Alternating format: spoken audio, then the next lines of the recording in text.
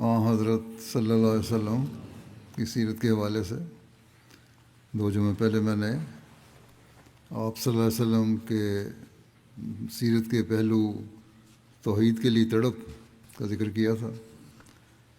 یہ وہ مقصد تھا جس کے قیام کے لیے آپ آئے، اور اس کے لیے نہ صرف آپ کے اپنے قول و فعل سے تڑپ کا اظہار ہوتا ہے، بلکہ آپ نے اپنے صحابہ میں، اپنے ماننے والوں میں بھی ایسی روح توحید کی خاطر ہر قربانی دینے کے لیے تیار رہنے کی پھونکی جس کی کوئی مثال نہیں ملتی۔ بہرحال آج بھی میں آپ صلی اللہ علیہ وسلم کی سیرت کے اسی پہلو پر ذکر کروں گا، اور اس حوالے سے بعض صحابہ کی قربانیوں کا بھی ذکر آ جائے گا۔ آپ صلی اللہ علیہ وسلم کے عملی نمونے اور تڑپ اور دعا کا نتیجہ تھا کہ صحابہ کو بھی یہ معیار حاصل ہوئے کہ وہ ہر قربانی کے لیے تیار ہوئے۔ حضرت صلی اللہ علیہ وسلم کے توحید کے قیام کے لیے سختیاں برداشت کرنے کا ایک روایت میں یوں ذکر آتا ہے۔ ایک دفعہ مشرکین نے رسول اللہ صلی اللہ علیہ وسلم سے کہا کہ کیا تم ہمارے معبودوں کے بارے میں یہ بات نہیں کرتے؟ آپ نے فرمایا ہاں۔ اس پر وہ آپ کے گرد جمع ہو گئے۔ اس وقت کسی نے حضرت ابوبکر سے کہا کہ اپنے دوست کی خبر لو۔ حضرت ابوبکر نکلے اور مسجد حرام میں پہنچے۔ آپ نے رسول اللہ صلی اللہ علیہ وسلم کو اس حال میں پایا کہ لوگ آپ کے گرد اکٹھے تھے۔ حضرت ابوبکر نے کہا تم لوگوں کا برا ہو؟ پھر قرآن کریم میں آیا ہے، آپ نے فرمایا کہ اتقتلون رجلا ان یقول ربی اللہ وقد جاءکم بالبینات من ربکم، کیا تم محض اس لیے ایک شخص کو قتل کرو گے کہ وہ کہتا ہے کہ میرا رب اللہ ہے، اور وہ تمہارے پاس تمہارے رب کی طرف سے کھلے کھلے نشان لے کر آیا ہے؟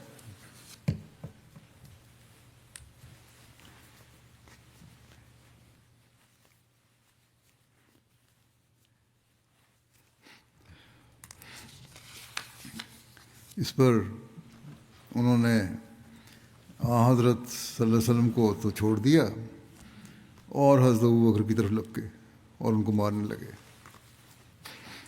حضرت ابوبکر کی بیٹی حضرت اسماء کہتی ہیں کہ آپ ہمارے پاس اس حالت میں آئے کہ آپ اپنے بالوں کو ہاتھ لگاتے تھے تو وہ آپ کے ہاتھ میں آ جاتے تھے، اتنی زور سے بال کھینچے کہ وہ جڑ سے اکھڑ گئے تھے، اور آپ حضرت ابوبکر یہ کہتے جاتے تھے کہ تبارکتا یا ذا الجلال والاکرام، اے جلال اور عزت والے تو بابرکت ہے۔ ایک روایت میں آتا ہے کہ ان لوگوں نے حضرت صلی اللہ علیہ وسلم کے سر مبارک اور آپ کے ریشے مبارک کو اس زور سے کھینچا کہ آپ کے اکثر بال گر گئے۔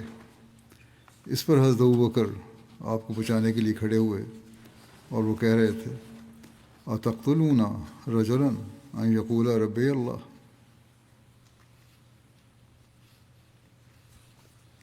کیا تم محض اس لیے ایک شخص کو قتل کرو گے کہ وہ کہتا ہے کہ میرا رب اللہ ہے؟ اور حضرت ابوبکر رو بھی رہے تھے۔ اس پر رسول اللہ صلی اللہ علیہ وسلم نے فرمایا اے ابوبکر ان کو چھوڑ دو، اس کی قسم جس کے ہاتھ میں میری جان ہے، میں ان کی طرف بھیجا گیا ہوں تاکہ میں قربان ہو جاؤں۔ اس پر انہوں نے رسول اللہ صلی اللہ علیہ وسلم کو چھوڑ دیا، یعنی اس وقت جب وہ حضرت صلی اللہ علیہ وسلم کو ظلم کر رہے تھے، مار رہے تھے، اس وقت یہ کہا حضرت صلی اللہ علیہ وسلم نے جب وہ کر بیچ میں آئے کہ چھوڑو تم ان کو۔ اسی طرح ایک راوی حارث بن حارث غامدی نے قریش کو نبی کریم صلی اللہ علیہ وسلم پر ظلم کرتے دیکھا تو آپ نے اپنے والد سے پوچھا یہ کون لوگ؟ یہ ایک واقعہ نہیں ہے، بے شمار واقعہ اس طرح کے ہوتے رہتے ہیں، یہ ملتے جلتے واقعات ہیں، لیکن کئی لوگوں نے دیکھے، کئیوں نے بیان کیے، مختلف راوی ہیں، بعضوں کی تفصیل ہے، بعضوں کی کم ہے۔ بہرحال جب انہوں نے دیکھا اور اپنے والد سے پوچھا کہ یہ کون لوگ ہیں جو ظلم کر رہے ہیں، انہوں نے کہا، ان کے والد نے، کہ یہ لوگ اپنے صحابی کے ارد گرد جمع ہیں۔ مکے والے نبی کریم صلی اللہ علیہ وسلم اور مسلمانوں کو طنزاً صحابی کہتے تھے۔ راوی کہتے ہیں کہ ہم بھی سواری سے اترے تو دیکھا کہ رسول اللہ صلی اللہ علیہ وسلم لوگوں کو اللہ عز و جل کی توحید اور اس پر ایمان لانے کی دعوت دے رہے تھے، اور وہ آپ کا انکار کر رہے تھے اور آپ کو تکلیف دے رہے تھے، یہاں تک کہ نصف النہار کا وقت ہو گیا اور لوگ آپ کے ارد گرد سے ہٹ گئے۔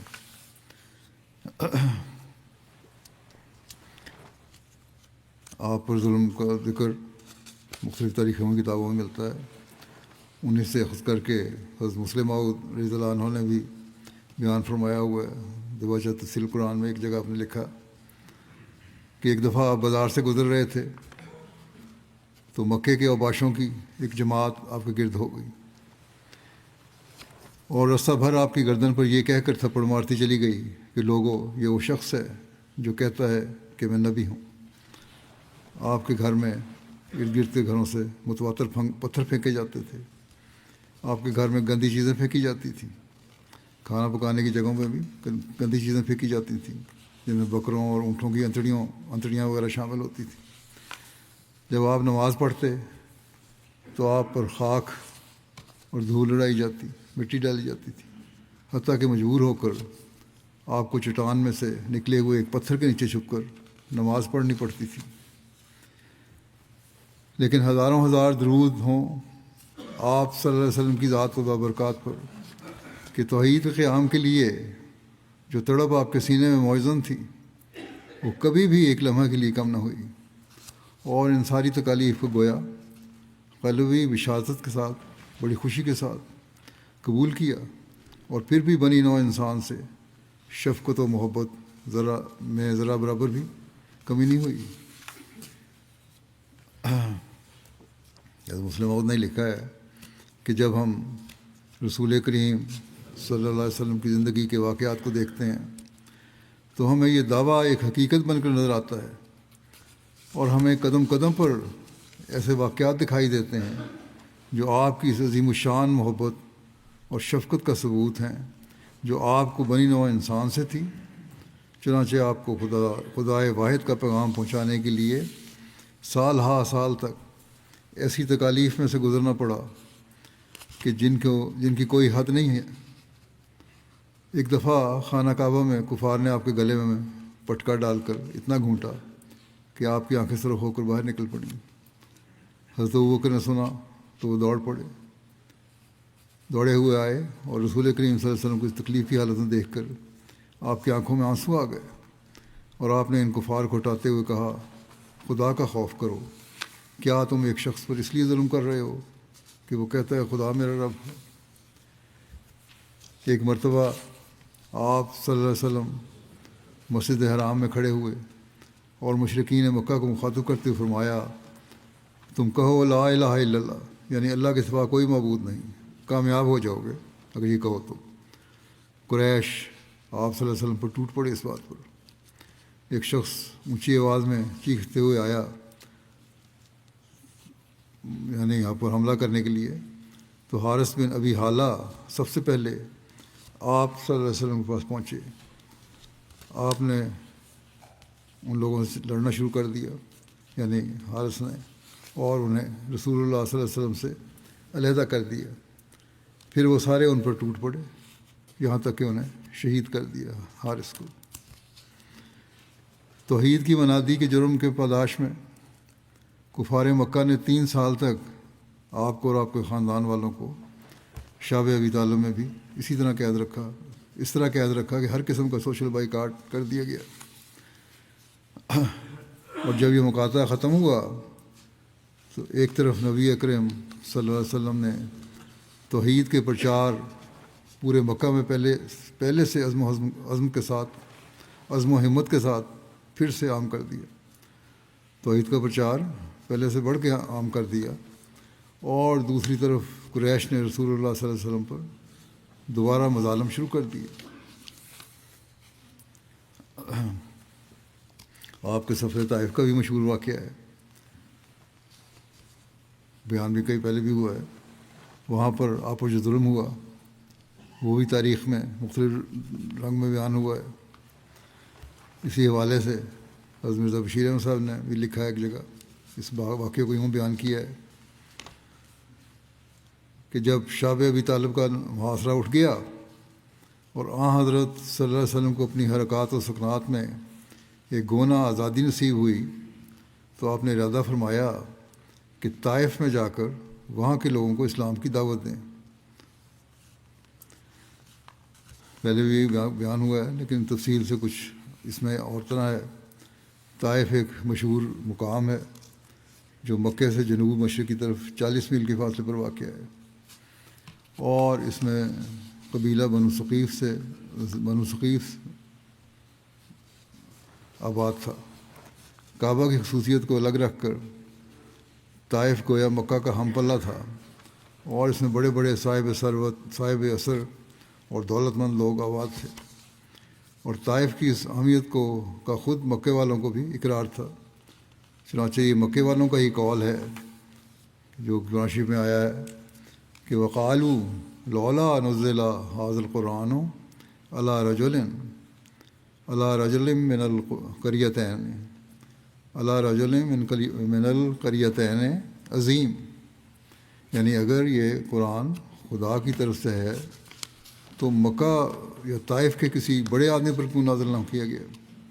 غرض شوال 10 نبوی میں حضرت صلی اللہ علیہ وسلم طائف اکیلے تشریف لے گئے، یا بعض روایتوں کی روح سے زید بن حارثہ بھی ساتھ تھے۔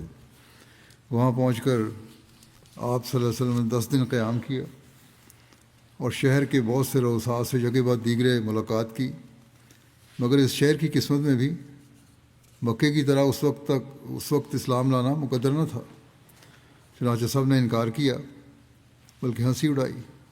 آخر آپ نے طائف کے رئیس سے اعظم عبد یلیل کے پاس جا کر اسلام کی دعوت دی، مگر اس نے بھی صاف انکار کیا، بلکہ تمسخر کے رنگ میں کہا کہ اگر آپ سچے ہیں تو مجھے آپ کے ساتھ گفتگو کی مجال نہیں، اور اگر جھوٹے ہیں تو گفتگو لا حاصل ہے۔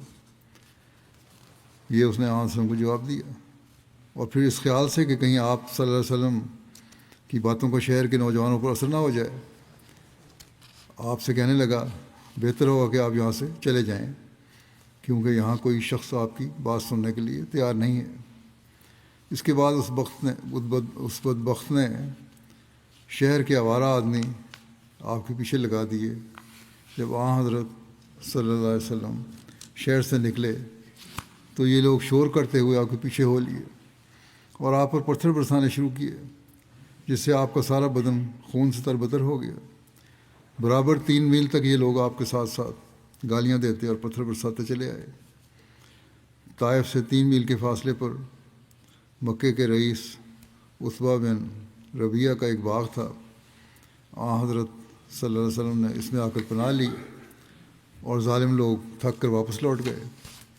یہاں ایک سائے میں کھڑے ہو کر آپ نے اللہ کے حضور یوں دعا کی کہ اللہم الیک اشکو ضعف قوتی و قلت حیلتی و حوانی علی الناس اللہم یا ارحم الراحمین انت رب المستضعفین و انت ربی، یعنی اے میرے رب، میں اپنے ضعف قوت اور قلت تدبر اور لوگوں کے مقابلے میں اپنی بے بسی کی شکایت تیرے ہی پاس کرتا ہوں۔ اے میرے خدا، تو سب سے بڑھ کر رحم کرنے والا ہے، اور اے کمزوروں اور بے قسموں کا تو ہی نگہبان اور محافظ ہے، اور تو ہی میرا پروردگار ہے۔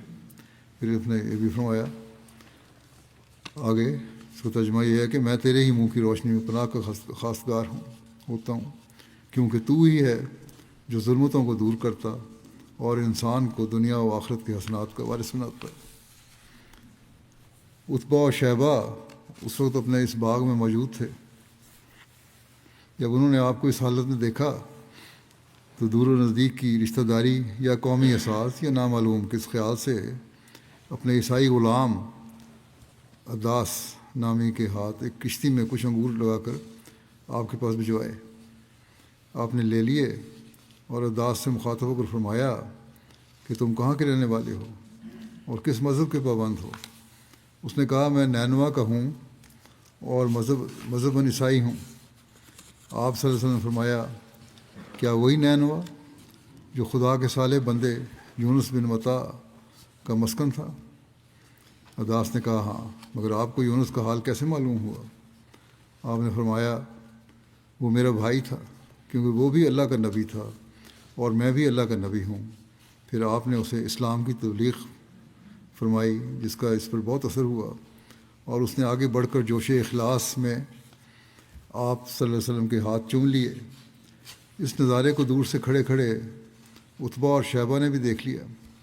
چنانچہ وہ داس ان کے پاس واپس گیا تو انہوں نے کہا داس یہ تجھے کیا ہوا تھا کہ اس شخص کے ہاتھ چومنے لگا؟ یہ شخص تو تیرے دین کو خراب کر دے گا، حالانکہ تیرا دین اس کے دین سے بہتر ہے۔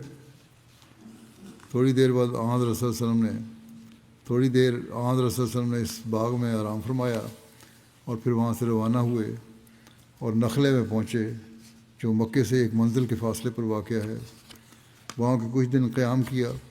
اس کے بعد نخلے سے روانہ ہو کر آپ کوہ حرا پر آئے، اور چونکہ سفر طائف کی بظاہر ناکامی کی وجہ سے مکے والوں کے زیادہ دلیر ہو جانے کا خدشہ تھا اور خیال تھا کہ اس طرح وہ اور زیادہ ظلم کریں گے، اس لیے یہاں سے آپ نے کسی شخص کو زبانی مطعم بن عدی کو کہلا بھیجا کہ میں مکے میں داخل ہونا چاہتا ہوں، کیا تم مجھے اس کام میں مدد دے سکتے ہو؟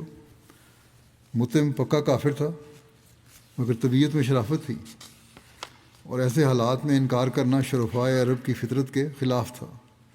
اس لیے اس نے اپنے بیٹوں اور رشتہ داروں کو ساتھ لیا اور سب مسلح ہو کر کعبہ کے پاس کھڑے ہو گئے اور آپ کو کہلا بھیجا کہ آ جائیں۔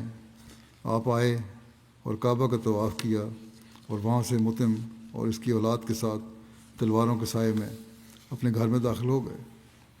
راستے میں ابو جہل نے مطعم کو اس حالت میں دیکھا تو حیران ہو کر کہنے لگا کہ مجیرن ام تابع، یعنی کیا تم نے محمد کو صرف پناہ دی ہے یا اس کے تابع ہو گئے ہو؟ مطعم نے کہا میں صرف پناہ دینے والا ہوں، تابع نہیں ہوں۔ اس پر ابو جہل نے کہا اچھا پھر کوئی حرج نہیں۔ مطعم بہرحال کفر کی حالت میں ہی فوت ہوا۔ یہ نیکی تو اس نے کی تھی۔ ایک حدیث میں آتا ہے کہ ایک دفعہ حضرت عائشہ نے حضرت صلی اللہ علیہ وسلم دریافت کیا کہ کیا آپ کو کبھی جنگ احد والے دن سے بھی زیادہ تکلیف پہنچی ہے؟ آپ نے فرمایا عائشہ تیری قوم کی طرف سے مجھے بڑی بڑی سخت گھڑیاں دیکھنی پڑی ہیں۔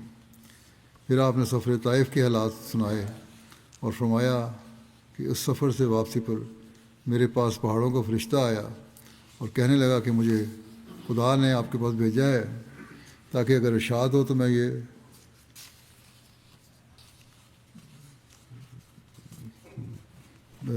دونوں پہاڑ ان لوگوں پر پیوست کر دوں، جو پہلو میں دائیں بائیں پہاڑ ہیں ان لوگوں پر گرا دوں اور ان کا خاتمہ کر دوں۔ آپ نے فرمایا نہیں، مجھے امید ہے کہ اللہ تعالیٰ انہی لوگوں میں سے وہ لوگ پیدا کر دے گا جو خدائے واحد کی پرستش کریں گے۔ لوگوں کی ہمدردی بھی غالب آ گئی اور ساتھ اس بات پر بھی یقین کامل تھا کہ ایک روز ان کی نسلیں اسلام قبول کریں گی اور توحید پر قائم ہو جائیں گی۔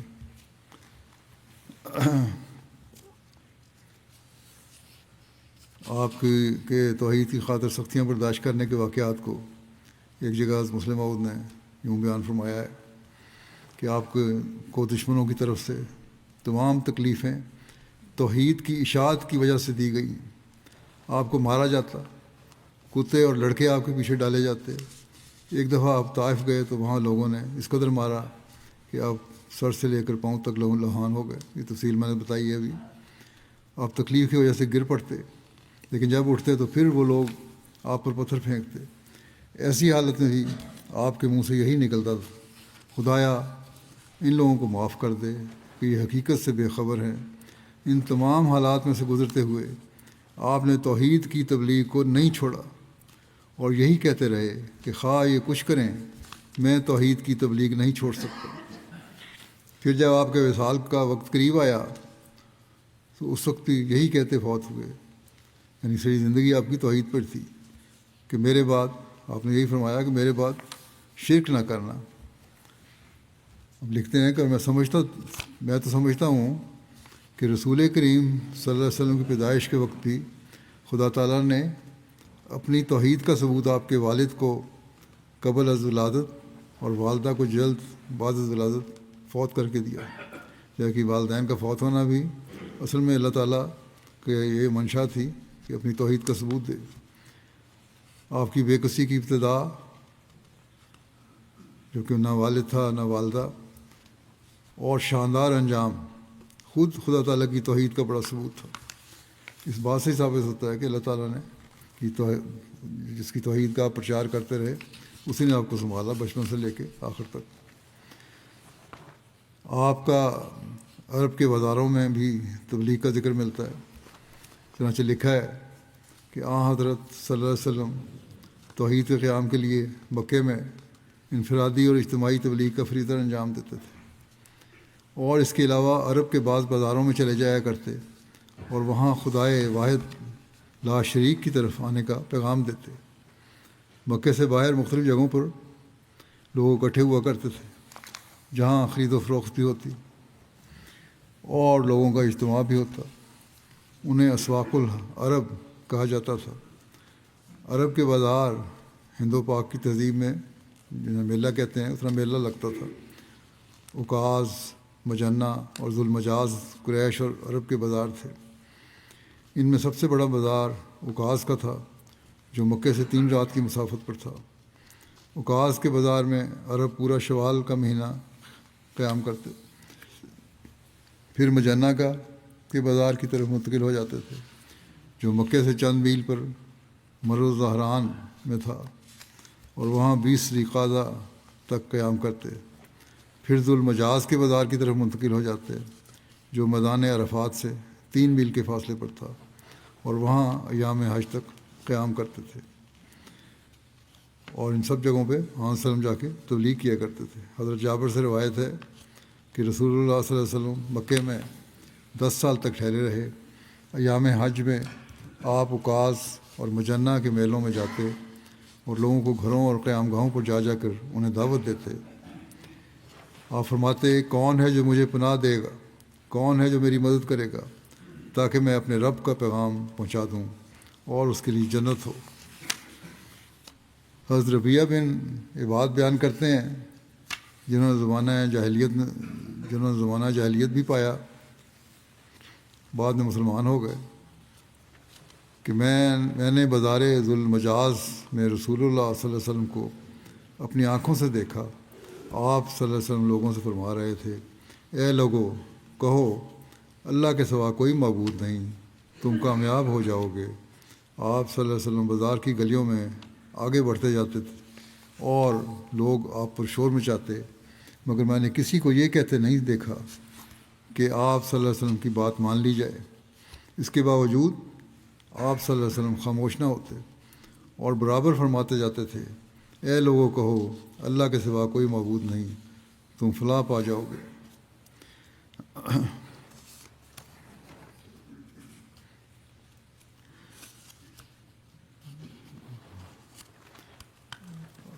آپ کی اپنوں اور غیروں دونوں کی طرف سے آپ کو اس توحید کے پیغام پہنچانے کی وجہ سے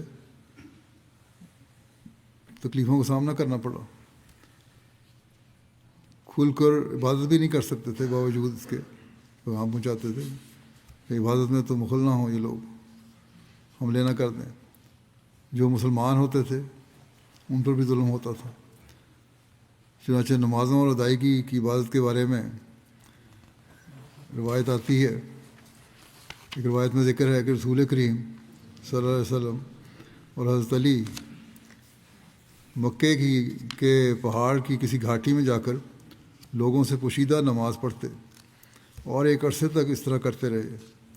پھر حضرت ابو طالب کو اس کی اطلاع ہو گئی اور انہوں نے دونوں کو نماز پڑھتے دیکھ لیا، تو رسول کریم صلی اللہ علیہ وسلم سے پوچھا، اے میرے بھتیجے، یہ کیا دین ہے جو تو نے اختیار کیا ہے؟ آپ نے فرمایا، اے چچا، یہ دین خدا ہے، یہ دین خدا، اس کے فرشتوں، اس کے رسولوں اور ہمارے باپ ابراہیم علیہ السلام کا ہے۔ اور فرمایا، خدا نے مجھ کو اس دین کے ساتھ رسول بنا کر بندوں کی طرف بھیجا ہے، اور اے چچا، تم اس بات کے زیادہ مستحق ہو کہ میں تمہیں نصیحت کروں اور تمہیں ہدایت کی طرف بلاؤں، اور تم اس کے قبول کرنے اور میری امداد میں شریک ہونے کے حقدار ہو۔ حضرت ابو طالب نے کہا، اے بھتیجے، میں اپنے باپ دادا کے دین کو ترک نہیں کر سکتا، مگر جب تک میں زندہ ہوں تم کو کوئی برائی دشمنوں سے نہیں پہنچ سکتی، میں مدد کروں گا بہرحال تمہاری۔ حضرت ابو طالب نے اپنے بیٹے حضرت علی سے بھی دریافت کیا کہ تم نے یہ کیا دین اختیار کیا ہے؟ تو انہوں نے کہا کہ میں خدا اور اس کے رسول صلی اللہ علیہ وسلم پر ایمان لایا ہوں، اور جو آپ لے کر آئے ہیں اس کی میں نے تصدیق کی ہے، اور میں ان کے ساتھ خدا کی نماز پڑھتا ہوں۔ اس پر حضرت ابو طالب نے کہا کہ بے شک یہ تمہیں بھلائی کی طرف ہی بلائیں گے، بس تم ان کے ساتھ رہو۔ اپنے بیٹے کو کہا کہ ساتھ ہی رہنا۔ صحابہ پر بھی جیسا کہ میں نے کہا، توحید کے قبول کرنے پر بہت ظلم ہوئے۔ قریش مکہ ایک طرف تو اپنی طاقت اور سیادت کے داؤ پیچ لڑا کر سفارتی اور دھمکی آمیز رنگ میں حضرت صلی اللہ علیہ وسلم کو کسی نہ کسی طریق سے تبلیغ اسلام سے روکنے کی کوشش کرتے رہے، اور دوسری طرف اسلام قبول کرنے والوں پر ظلم و بربریت کا وہ بازار گرم کیا اور ایسا وحشیانہ سلوک کیا کہ نہ تفصیل لکھنے کی قلم میں طاقت ہے اور نہ بیان کرنے کا کسی کو حوصلہ ہو سکتا ہے، اور پھر بھی جو کچھ بیان ہوا وہ بھی بہت ایسا ہے کہ انسان کو ہلا کے رکھ دیتا ہے۔ حضرت بلال جب رسول اللہ صلی اللہ علیہ وسلم پر ایمان لائے تو ان کو طرح طرح کا عذاب دیا جاتا تھا۔ جب لوگ حضرت بلال کے عذاب دینے میں سختی کرتے تو حضرت بلال احد کہتے، وہ لوگ کہتے اس طرح کہو جس طرح ہم کہتے ہیں، تو حضرت بلال جواباً کہتے کہ میری زبان اسے اچھی طرح ادا نہیں کر سکتی جو تم کہہ رہے ہو۔ ایک دوسری روایت میں ہے کہ حضرت بلال کو جب ایذا پہنچائی جاتی اور مشرکین یہ ارادہ کرتے کہ ان کو اپنی طرف مائل کر لیں تو حضرت بلال کہتے اللہ اللہ۔ ایک روایت میں ہے کہ جب حضرت بلال ایمان لائے تو حضرت بلال کو ان کے مالکوں نے پکڑ کر زمین پر لٹا دیا اور ان پر سنگریزے اور گائے کی کھال ڈال دی اور کہنے لگے کہ تمہارا رب لات اور عزا ہے، مگر آپ احد ہی کہتے تھے۔ ان کے مالکوں کے پاس حضرت ابوبکر آئے اور کہا کہ کب تک تم اس شخص کو تکلیف دیتے رہو گے؟ حضرت ابوبکر نے حضرت بلال کو 7 اوقیہ میں خرید کر انہیں آزاد کر دیا۔ اوقیہ 40 درہم کا ہوتا ہے، یعنی 280 درہم میں آپ نے ان کو خرید کے آزاد کیا۔ ان کے علاوہ حضرت سمیہ، حضرت عمار بن یاسر، حضرت خباب اور 20 غلام اور آزاد مرد اور 2 عورتیں تھیں کہ جو توحید پر ایمان لانے کے نتیجے میں کفار مکہ کے شرمناک اور دردناک مظالم کا نشانہ بنے۔ کفار مکہ کمزور مسلمانوں پر تو ظلم کرتے ہی تھے، خود رسول کریم صلی اللہ علیہ وسلم کی ذات مبارک بھی ان سے محفوظ نہ تھی، جیسے بیان بھی ہو چکا ہے ابھی پہلے۔ اور اگر دیکھا جائے تو سب سے زیادہ اذیت اور دکھ اور تکلیف کا سامنا حضرت صلی اللہ علیہ وسلم کو ہی کرنا پڑا تھا۔ یہ بھی تکلیف اور دکھ کم نہ تھا کہ جس کا نام محمد صلی اللہ علیہ وسلم تھا، یعنی سب سے زیادہ تعریف کیا گیا، اس کے نام کو بگاڑ کر پکارا جاتا اور مذمم کہا جاتا، یعنی سب سے زیادہ مذمت کیا جانے والا، نعوذ باللہ۔ جو اس بستی میں سب سے سچا انسان تھا اس کو کذاب اور جھوٹا کہا جاتا تھا۔ جو اس قوم کا سب سے زیادہ خیر خواہ تھا اس کو فریبی، لالچی اور دھوکے باز کہا جاتا تھا۔ جو اپنی جوانی اور صحت و تندرستی کو اور اپنے شب و روز کو اس قوم کی ہدایت و اصلاح اور فلاح و بہبود کے لیے وقف کیے ہوئے تھا، اس کو مجنون، پاگل اور بیمار کہا جانے لگا۔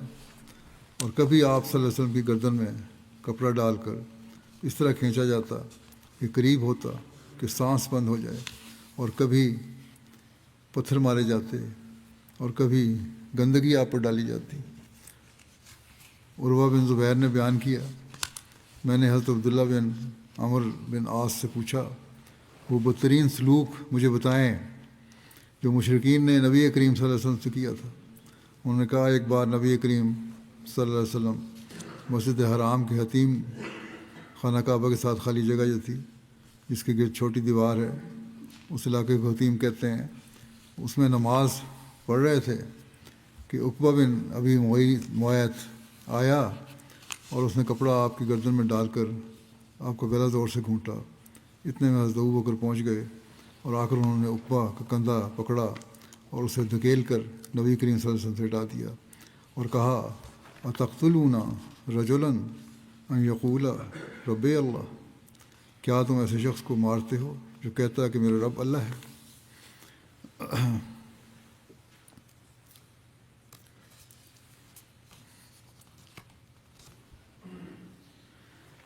پھر ہم یہ بھی دیکھتے ہیں، کئی دفعہ بیان بھی ہوا ہے کہ جنگوں میں بھی آپ نے توحید کے لیے ہمیشہ غیرت کا مظاہرہ کیا ہے۔ جنگ احد کا مشہور واقعہ ہے، ہم سنتے ہیں کہ جب ابو سفیان نے حضرت صلی اللہ علیہ وسلم، حضرت ابوبکر رضی اللہ عنہ، حضرت عمر رضی اللہ عنہ کا نام لے کر کہا کہ کہاں ہیں یہ لوگ، لیکن حضرت صلی اللہ علیہ وسلم نے سب کو کہا کہ جواب نہیں دینا، کیونکہ اس وقت جواب دینا مسلمانوں کی کمزور حالت کی وجہ سے انہیں خطرے میں ڈال سکتا تھا، اس لیے آپ نے خاموشی کا کہا۔ اس پر ابو سفیان نے کہا کہ حبل کا بول بالا ہو۔ جب اس نے یہ کہا تو نبی صلی اللہ علیہ وسلم نے بےتاب ہو کر فرمایا، تم اس کو جواب دو۔ تو صحابہ نے کہا، ہم کیا جواب دیں؟ آپ نے فرمایا، کہو اللہ سب سے بلند اور سب سے بزرگ ہے۔ ابو سفیان نے کہا، ہمارے لیے عزا ہے اور تمہارے لیے کوئی عزا نہیں۔ نبی صلی اللہ علیہ وسلم نے فرمایا، اس کو جواب دو۔ انہوں نے کہا کہ ہم کیا کہیں؟ فرمایا، کہو اللہ ہمارا مددگار ہے اور تمہارا کوئی مددگار نہیں۔ جہاں اللہ تعالیٰ کی ذات اور توحید کا سوال آیا وہاں آپ نے کسی خطرے کی پرواہ نہیں کی۔